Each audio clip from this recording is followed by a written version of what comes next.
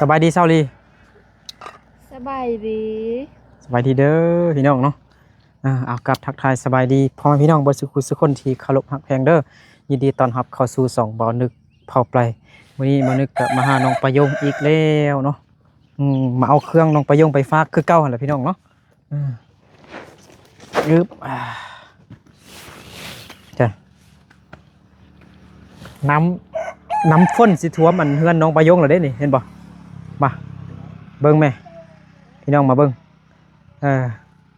เห็นบ่มันยังก็น้ำฝนควัดอันนี้เนาะตะฟังอันนั้นนะมันก็ไหลดินก็เจือนลงมาดีที่มันบ่เจือนท่วมเฮือนน้องประยงเนาะ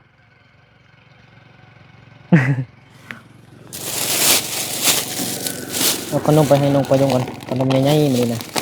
ให้ผู้ละทง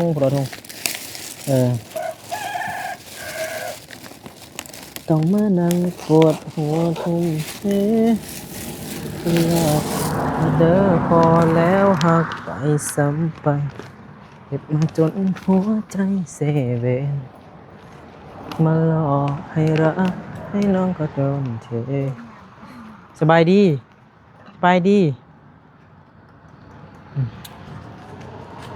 เอ้าสบายดีแม่น้องปลายงโดยสบายดีน้องอาปงอาปงไปใส่บ่มากก็บ่ได้กินขนมเนาะให้แม่เนาะเอาแม่กินเอาแต่เด้อน้ำเย็นๆให้กินหน่อยเด้อไปประยงเลยเห็นยังฮะโอ้ฝนตกหนักแห้งเนาะปาดเบิ่งตรงเอาน้ำได้บักกะไลเนาะปาดโถน้ำท่วมเฮือนน้องประยงเลยวะปาดโถลีไว้ถ่ายได้เด็กน้อยยกมือขึ้นเฮ้ยเโอ้มีแค้วเลยติอาปงสบายดี FC เด้สบายดีอยู่บ่สบายดีกะสบายดี FC โอ้เงินน้องประยงฮะบ่เป็นยังไปได้อยู่ติไปได้ปอดเบิ่งน้ำบักกะไลน้องประยงตรงเอาน้ำฝนได้บักกะไลเห็นบ่น้ำล้างมือกินไม่ได้น้ำฝนเป็นพยาธิเลยเธอน้ำท่วมเขาเงินน้องประยงเลยพี่น้องประยงถูกน้ำท่วมเลยเนาะน้ำเข้ามาในเลยเนาะมันน้ำท่วมน้ำเข้าในเงิน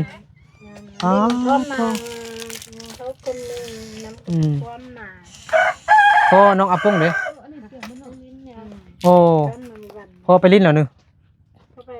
พ่อไปลิ้นขี้ฝุ่นแล้ว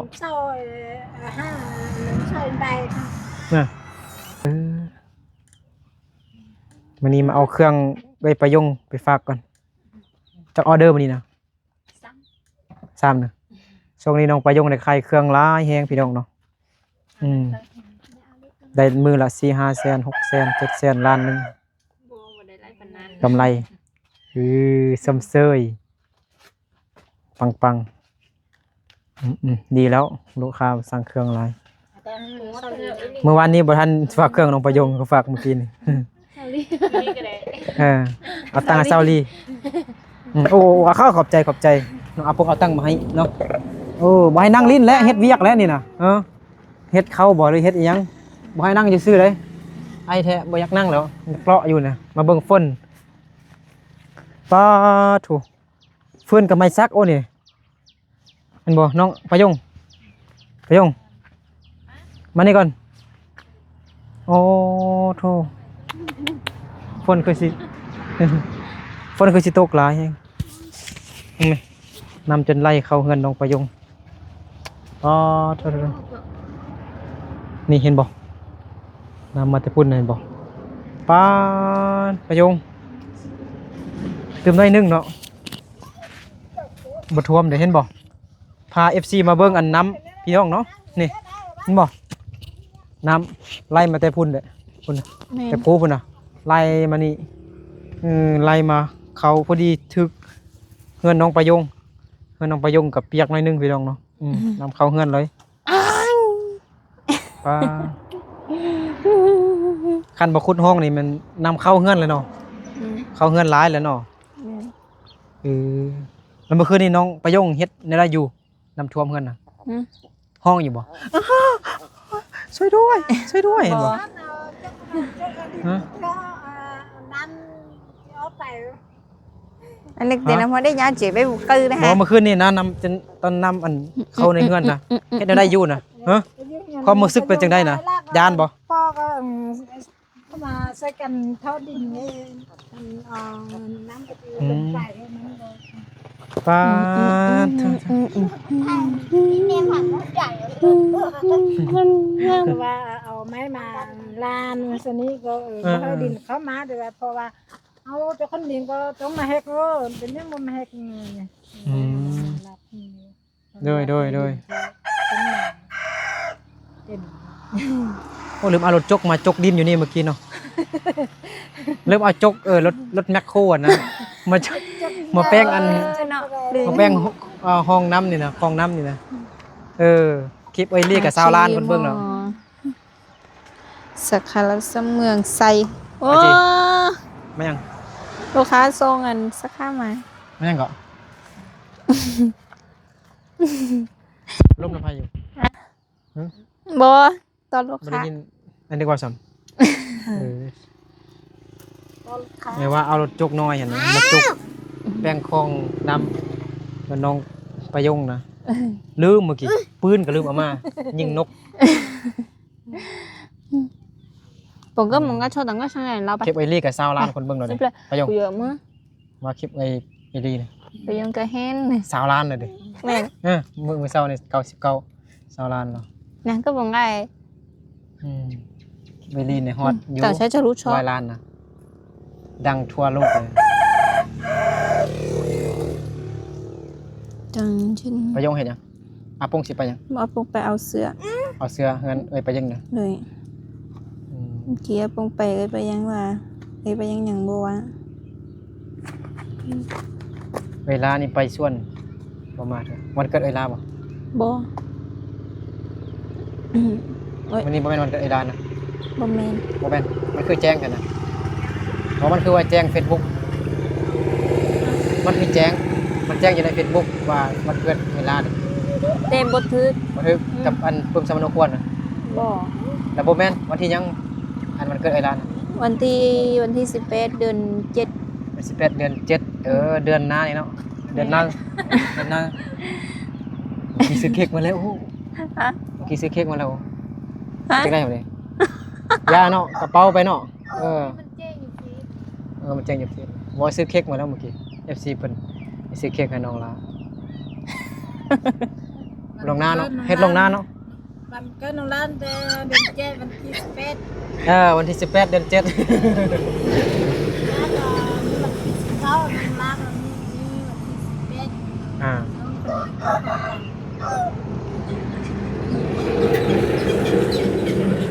เขามีแต่เด็กน้อยเนาะขับรถนี่เนาะ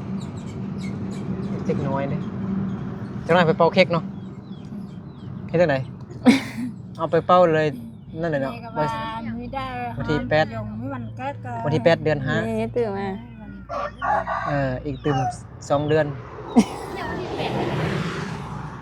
ก็วันนี้8เดือนพฤษภาเด้ อันนี้ก็เดือน5แล้วนี่ ก็เดือน5แต่อันมันเกิดไว้น้องลามันเดือน7วันที่18เดือน7 จะบอกเมื่อกี้วันที่8เดือน5นี่ ไปยองมาบอก เอ้าไอ้ก็ว่ามื้อนี้วันที่8เดือน5ซื่อๆน้องถามมื้อนี้เป็นวันหยังไอ้ก็ถามไอ้ก็บอกว่าวันที่8เดือน5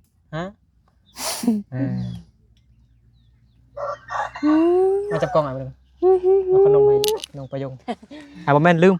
บ่ให้น้องประยงอาปงเลยเอาให้มากินจ้ะ ให้มาหน่อยกินเนาะ มีแคลบ่เนี่ยขนมทงใหญ่ๆซื้อมากินมากินบ่ขนมแบบนั้นน่ะเคยกินบ่อาปงบ่เคยกินน่ะติขนมใหญ่นั่น งั้นตบไปก่อนนะ เคยเหรอแซ่บบ่แซ่บบ่เอามากินเลยเอามากินเลยเอามากินเลยเอามากินเลย ขน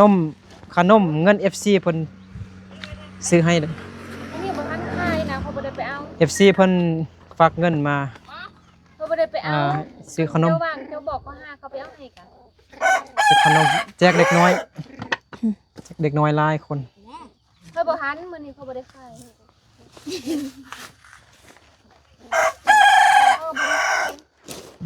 ขนม ใจ ใจเด้อ อืม ขนมน้ำ ขอบใจเด้อ อ่า เอ้า ใจ เอา เด้อ ส่งให้ไอ้โง่เลยเจ้าก็ขาย โอ้ย เอ้ย เย็บมาน้อย ส่งให้ก้อยนั่นเรา เออเอาให้ไอ้ลากินเด้อ Io ho Lucy no, non ci sono Lucy e caffè no. Ít là hay nên nóng về có là อาจี chạy. ลงไปยกกำลังตามลูกค้าเยอะเอาขนมให้อายุบ่ภาษามงซาอีก เขาเบิ่งบ่ทันจะไปเอาไปให้ อีพ่อไปใช่เหรอไปลิ้นเหรอ Kịp cô qua cô bày nhá. หืม Ô, anh đừng đấy thông ngàn thông này là ฮะทงไม่เนาะ mền. ซื้อเรื่องอะไรปะทงเก้าซักมันเปียก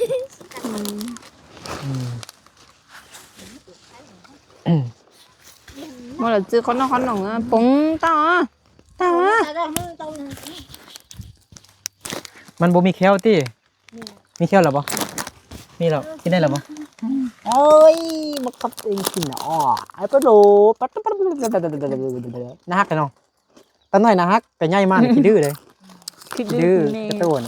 ปัดปะโตปัดจะกระโต ไม่ได้ปาก Người dạy nó phải nhau nữa. โอ้โอ้โอ้โอ้ไอ FC เพิ่นเบิ่งดูนะฮักแฮงเบิ่งหน้าตาลูกสาว สันนาวเนี่ย อย่างนี้บ่ฮัดดึงฮัดดึงเบิ่งกล้องกันยิ้มก่อนยิ้มยิ้มเลียปากเลียซบก่อนฮัดดึดอะเรงอ๋ออะเรฮักเนาะอันนี้มันตัวใดของน้องประยงเนาะตัวนี้บ่อู้นี่นะฮักนี่อันนี้หัวคือบกงเลยคือบกงตอนน้อยเนี่ย Chị เนี่ยน่าก็อยู่เด้บ่ให้เด้เห็นบ่อยู่ซื่อเห็นบ่บ่เห็นติ thì được. บ่เห็น Thứ. อะดุงดุงก็เป็นมะลิงกิงกังมะลังงองแงกมะลิงกิงกังมะลังงองแงกอะตึงดุงดิงอะตึงดุงอะดุอะปู่อะตุอะปู่ตุไอ้จุ๊บ Ngon ạ. อนุญาตยกน้องมาก่อนพี่น้องเนาะน้องมาน้อยอะจูอะเดเตอะปุงตุงเต็งตุงอะตุงติงอะตุอะชุกโกตื่นอะดูอันน่ะฮักเหรอมาเบิ่งอยู่นี่มาข้าคมนะฮักลินะฮักเห็นลิ จะหาเกี่ยว ฮักแห้งคำนะฮัก Có tôi sẽ cho tê rồi. อยากกินขนมแล้ว Có đồ làm tao bên đó thì chị ra. อยากกินขนมแล้ว Nấu chị với hả? อยากกินขนมแล้ว Cái nồi mà nó sao em cái đồ làm tao thì còn mỗi sao cho em จื้อ cái đồ làm chị là tao chị thành quá. มานี่อีกก็ได้กินอีกคันบ่มากก็บ่ได้กินหรอก Rồi chị nói sao không nghe hả? เอาขนม Chụp แล้ว cho ó xếp lọ đi chẳng không? ยังพวกนี้คือบ่เห็นได้ Chị cho tê tàng. ก็เนาะกัน Thế này sủa em nhiều kịu เอา không? มาเบิดนั่นแหละมายังอยู่เอา นี่เอาจะเสร็จอ่ะ ก็เนาะขนม เดี๋ยวเขาเส้น นั่นเดียวก็เนาะเอาจากคน3คน4คนเนาะ Ô, có tôi làm tao chỉ nhắc thì chơi bây giờ. คนเอาให้อุ่นเด้อถั่วตะทงเด้อบอกเป็นไป3 โมงเนาะถั่วทงเด้อเอากินมื้อนี้น้องปายงพักโรงเรียนบ่ได้ไปไสเนาะ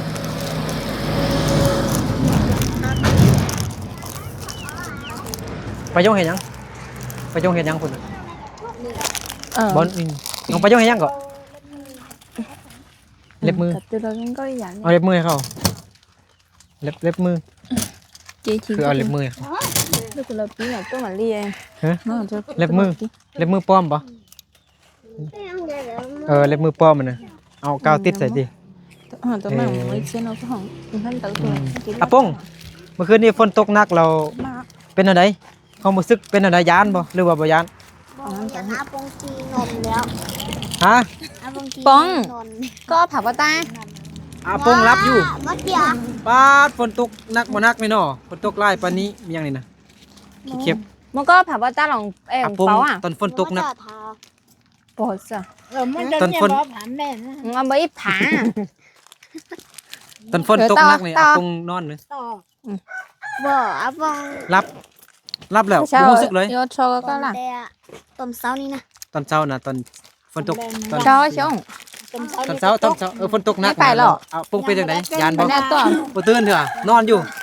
ôi lắm thì cũng พอดีนอนรับดีเนาะ โดยซ้ำมง เนี่ย ซ้ำมง 4 โมง 5 โมงอ่ะ เอ้ยไปยงเด้ไปยงเฮ็ดนี่บ่ เฮ้ยไปยงบนนอนอยู่งั้น ฮะ เฮ้ย ไปยงนอนอยู่ซะ น้ำลาย อ๋อไปยงบ่เป็นห่วงน้องอาปงซ้ํ บอก โอ้น้องอาปงใหญ่เป็นผู้สาวแล้วเนาะอืม บอก มึงแม่ได้เนาะอืม มันก็ทนมาเงินพ่อก็เอิ้นแม่มาเบิ่งมันพอดินเนี่ย โอ้ ตื่นมา ตื่นมาแล้วเห็นน้ำท่วมแม่นบ่ nè non hả? nó nè อ๋อตื่นมาแล้วเห็นน้ำฝนน้องอยู่หั่น มันบ่ได้ตื่น5 โมงสิลงไป5 โมงอย่างตกแห้งเลย bông อ๋อ con ngáo náo nó tao muốn tụi ไป ông แม่บ่เป็นแม่โตมันทมมันเงินงงเฮ้ยเตือมันก็เป็นหนามเลย vô อืม ทวม น้ำท่วม đó là làm cái mua lo có mà tôi không tiền rồi วันนี้ก็ทนมันนึงเป็นคนก็ทนมันวันนี้ทนประยงก็อันลาก็มาทนดินนี่ มันเข้าใจเนาะบางคนฟังแล้วบ่เข้าใจเนาะแม่น้องปลาน้องปลายงว่าแม่น้องปลายงว่าไอ้ลากับน้องปลายงขุดคลองน้ำนี่พี่น้องเนาะขุดลึกๆอย่างนี้นะให้มัน mấy ไหล ngắt thì em tin chào นักเรียนนั้นเดี๋ยวเด้ตรง น้องปลายงนอนอยู่เงินน้องลานี่เสียงฝนเนี่ยดังแห้งกันบ่ men เมื่อคืนนอนอยู่เงินมงยาเลยเนาะมันดังแห้งเลยทั้งสิแต่ไก่กำลังนอนรับดีเนาะ tư nè nè nè nè มันมีพักโรงเรียนเล็บมือบ่ men คือบ่บอกง่ายเด้มาถ่ายคลิปก็ได้แล้ว4-5คลิป áo vô hồ ถ่ายตลกบ่ฮู้หยัง cái ก็บอกต vàng ลอดเด้คันบ่ไปใส่ก็มันก็ทับถ่ายคลิปเล่นคลิปเล่นเขาปลูกมันต้นเลยเนาะ ตู้เขาพดเขาจำเขาจำเขาพด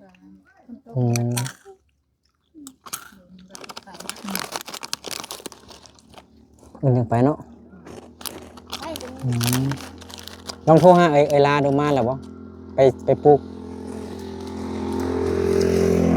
อันสะลอยบ่สลี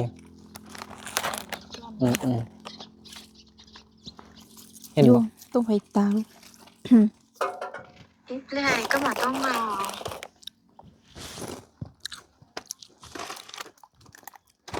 เจ้ามีเคียวเราได้กินบักเก่งๆใน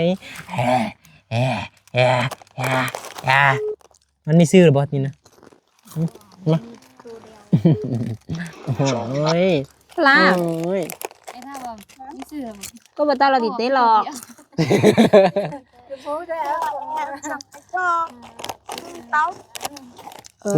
อาป้อง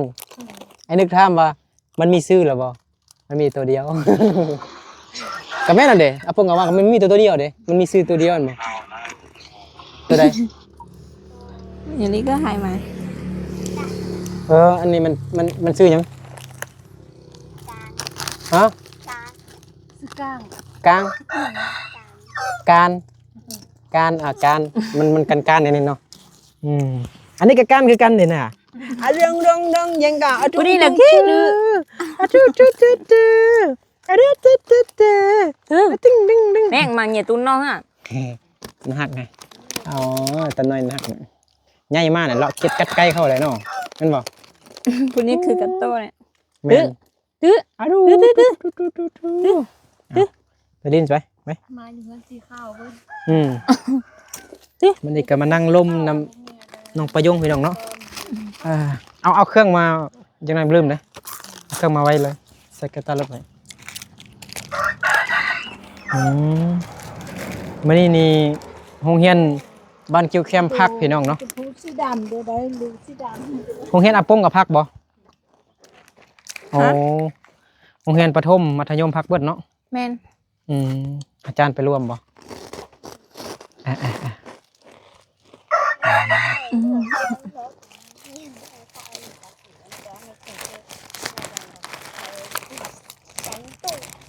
อาจี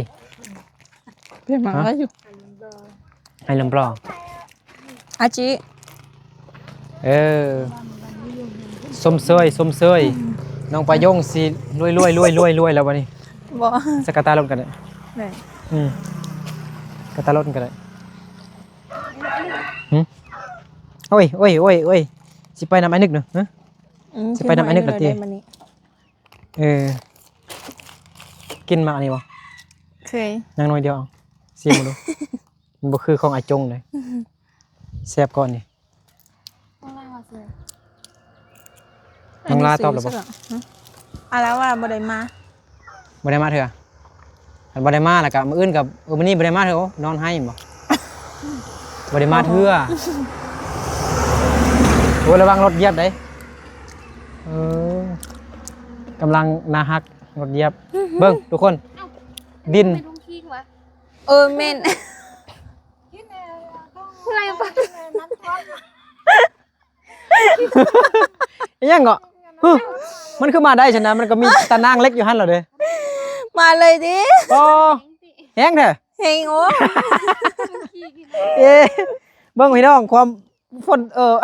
บ่เห็น ฝนตกหลาย ยังกายไปมายังบ่สังเกตเบิ่งซั่นน่ะ เด้อทุกคนมาเบิ่งเด้อทุ่งยางคิงนี่ครึ่งแล้วมันแต่มันบ่เต็มทุ่งยางแต่ทุ่งยางใหญ่แล้วบัดนี้มาเบิ่งหูมันมา แล้วอันหูนี่นะมันคือมาได้เบิ่งแม่ก็คือสิแห้งคักแหละฝนมื้อคืนนี่พี่น้องแม่เห็นบ่หูน้อยๆซื่อๆได้เห็นบ่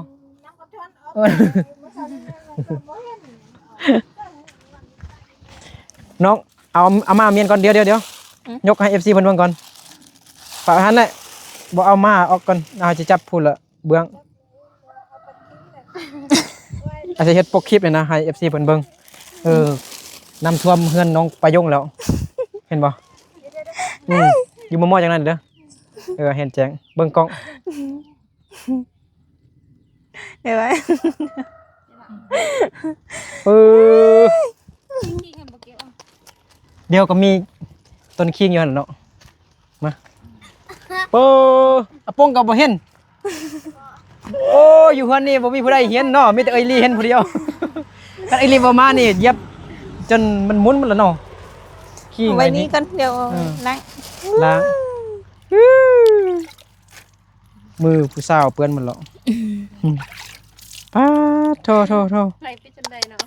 น้ำคือสิแห้งคักพี่น้องเนาะคันบ่มี โอ้ คลอง เฮงโอ้ คันบ่มีคลองน้ำนี่นะคลองน้ำนี่นะคลองน้ำนี่นะป้าถูกเข้าเงินน้องประยงแล้วเลย มันลายตัวมันโล มันมาแบบจู้แล้วก็มันมาซื่อเลยนะตุ่มใส่เงินน้องประยงเลยบ่แม่ เนี่ยเอาตัวหน่อย ตะนางเล็ก เป็ด หัวอันนี่นะจนแบบมันมั่งเลยนะ ตึง ป้าเมื่อคืนนี้มันบ่ตอน4 โมงมีผู้ใดสังเกตคิดว่าแม่นอันขี้เหงื่อติคิดว่าแม่นทงยางขี้เหงื่อเด้อ แม่น โทษ ตึง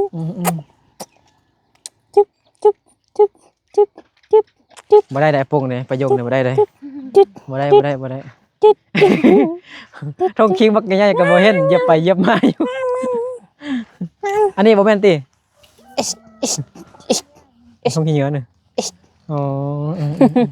โอ้ยโอ้ยโอ้ยโอ้ยลีเบิ่งลีเบิ่งลียกไกลแล้วลีไว้ถ่ายโอ้โอ้โอ้โอ้ถ่ายเออไปเตะไกลแล้วบ่เบิ่งก่อนอย่ามันบ่เบิ่งก่อนมันเป็นหยังดอกมันบ่แม่นแนวตัวเองบ่แม่นไกลแล้วไปเตะไกล บอกว่านะมันได้นะ ตอนน้อยนี่ไก่นี่เก่งเด้ตอนน้อยตอนม้าน้อยนี่อันไก่นี่ก็เก่งอยู่แต่บัดนี้ม้านี่ย่างมาแล้วไก่บ่แพ้มันแล้วมันกัดกินไก่แล้วจังได๋ยังบ่ทันย่างเท่าใดสิไปกินไก่ย่างแล้วนี่ ไก่ย่างกว่าตัวเองเนาะ ตัวได้ก็เมื่อกี้ตัวนี้นะไอรินนะ ตัวนี้ ก็ใหญ่เลย บ่แม่นตัวนี้ไอรินนะคือบักกงเลยคือบักกงเลยนี่นะเอาไป อะดูอะโต ที่ เต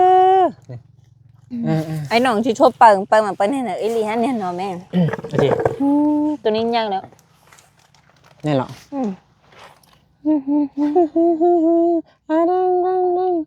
ผมก็แล้วนะผมว่าหนูจะร้านตู้อยู่อ่ะ อันนี้ของน้องปายงเนาะ แม่ง ตัวน้อยในค่ายเบิดหรอตัวเท่าใด เดี๋ยวเข้าไปเลี้ยง เอาเข้าไปเลี้ยงเลยใส่เขาเข้าไปเลี้ยง เดี๋ยวเขาไปเป่าเค้กให้ไอ้ลาเนาะอันนี้เป่าเค้ก ลงหน้าให้ลงหน้า เฮ็ดลงหน้าก่อนเนาะบ่แม่นวันเกิดน้องละวันที่18เดือน7นี่บ่จึงแม่นวันเกิด เดือน 7 เดือน7น่ะ แม่น วันที่18เดือน7อีกเต็ม2เดือนปลายเกือบ2เดือนโอเคพี่น้องเนาะเอาสำหรับคลิปนี้ก็ลาไปก่อนพี่น้องเดี๋ยวสิไปเป่าเค้กให้น้องลาก่อนเนาะเป่าเค้กไปลงหน้าเนาะขอบใจขอบคุณ FC ทุกคนที่เข้ามาติดตามรับชมคลิปแต่ต้นจนจบเด้อขอให้ทุกคนจงอยู่ดีมีแห้งสุขภาพเข้มแข็งแข็งแรงปราศจากโรคภัยไข้เจ็บทั้งปวงขอให้ร่ำรวยเงินทองเบิดสุขสู่คนเดินทางไปมาก็ขอให้ตลอดปลอดภัยน้องปายงยอมืองามว่าอวยพรให้ FC เบิดทุกคนเด้อขอบใจ FC เบิดทุกคน บ่โหยพอ บอกอีกอย่างว่าอย่างก็บอกภาษามุ้งก็ได้บอกภาษามุ้งก็ได้เอาบอกภาษามุ้งขอบใจเป็นภาษามุ้งอวยพรเป็นเป็นภาษามุ้งนะ เป็นว่าสมองเอซีกับบ่โห บ่เป็นหยังมี FC คนที่ฮู้อยู่ น้องประยงเข้าอวยพร